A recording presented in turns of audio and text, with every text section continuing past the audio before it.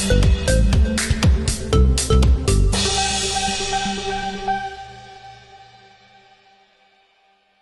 datang baru dibikinlah surat panggilan jemput bawa sebagai tersangka. Jadi surat panggilan jemput bawa itu kemudian cari nih kita di mana, dijemput dan dibawa ke Polda. Gitu. Jadi kalau dia nggak datang hari ini, dibikinlah surat panggilan jemput bawa. Nah kalau sudah dicari nggak ketemu, dia ngumpet misalnya nggak ketemu, ya baru dibikinlah daftar pencarian orang gitu. Surat berikutnya. Jadi ada surat jemput bawa dulu, baru kemudian baru DPO. Tapi kalau misalkan seseorang, kalau menurut pasal 21 ayat 1 di mana kan ketika sudah diangkat menjadi status menjadi tersangka, berhak penyidik untuk menahan dari TSK ini, Bang. Iya dong. Khawatir karena menghilangkan barang bukti ataupun kabur. Seperti apa nih, Bang? Ya jadi kalau tergantung, kalau dia dijerat oleh pidana dengan tuntutan pidananya di bawah 5 tahun, dia bisa tidak ditahan.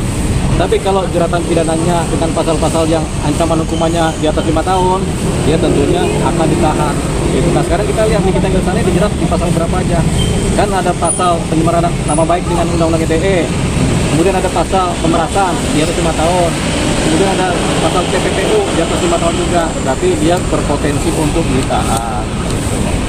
Oke. Nah untuk misalkan dia kan mau umroh, karena sempat bilang mau umroh nih. Nah seseorang misalkan TSK itu boleh keluar negeri nggak sih, Bang, sebenarnya? Ya enggak lah, dia kan umroh kan persoalan keagamaan, tapi kan umroh itu kan nggak wajib. Yang wajib kan haji, tapi juga ada jadwalnya kan. Jadi kalau alasan umroh itu kan alasan aja. Tapi ya sudahlah, kalau dia mau umroh atau udah berangkat umroh mau gimana lagi kan, tunggu dia pulang kan. Tapi kalau dia belum berangkat umroh, penyidik punya kewenangan untuk melakukan upaya penjemputan paksa terhadap orang kita ini kalau dia sudah dipanggil kedua hari ini tidak datang. Tapi hari ini kan belum selesai, harinya sampai malam jam 12 malam kan, jadi dianggap belum ada posisi. Kalau alasannya hamil, Bang, tapi nanti dalam pemeriksaan tidak terbukti, apakah keterangan palsu tersebut akan memberatkan hukumannya beliau? Ya kan, hamil nggak hamil kan tergantung tespek ya.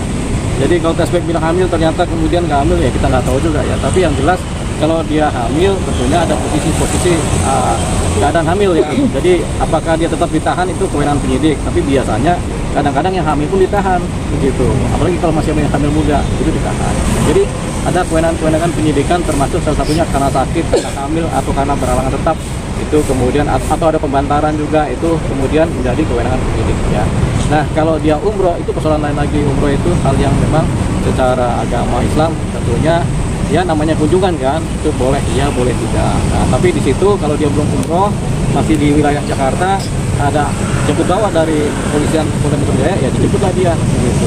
Kalau sudah umroh, tunggu pulang umroh kan begitu. Berarti kan tentunya tergantung dari hari ini ya, Bang ya? Iya tergantung jam 12 malam ini. Kalau jam 12 malam ini tidak ada kabar berita, ya sudah, nanti dianggap tidak patuh sama proses hukum atau tidak patuh sama undang-undang.